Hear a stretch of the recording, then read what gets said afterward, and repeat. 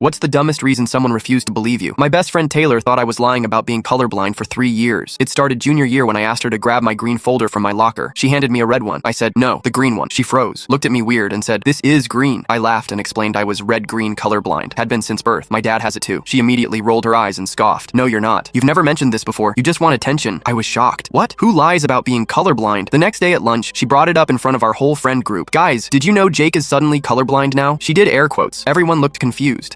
Yeah, said Marcus. He asked me to help with the chemistry lab color indicators last semester. Taylor's face dropped for a second, then she doubled down. Well, he's never mentioned it to me before, so I think he's faking. Every time colors came up after that, she'd test me, trying to catch me in my lie. She'd point to her red sweater. What color is this? I'd say it looked brownish green, and she'd smirk like she'd caught me in a lie. She'd randomly throw colored objects at me when I wasn't expecting it. Quick, what color is this pen? Like I was supposed to mess up if I didn't have time to remember my lie. One day we were at Target with our friends, and I grabbed what I thought was a dark green shirt. She burst out laughing. That's bright pink! You're such a fake! People started staring. Our friends looked uncomfortable. Mia whispered, Taylor, stop, this is weird. But Taylor kept going. He's been lying about this for months. I tried everything. Showing her my eye doctor's diagnosis on my health portal, sending articles about color blindness types, even a video of my dad and me trying to sort those colored yarn balls. Nothing worked. She was convinced I was doing it for attention or to seem more interesting. The worst part was when she started telling people I didn't know about it. At parties, she'd introduce me with, this is Jake, he pretends to be colorblind for attention. It became her weird obsession. Some of our friends started distancing themselves. Not from me, from her, because it was getting so uncomfortable. Then last summer,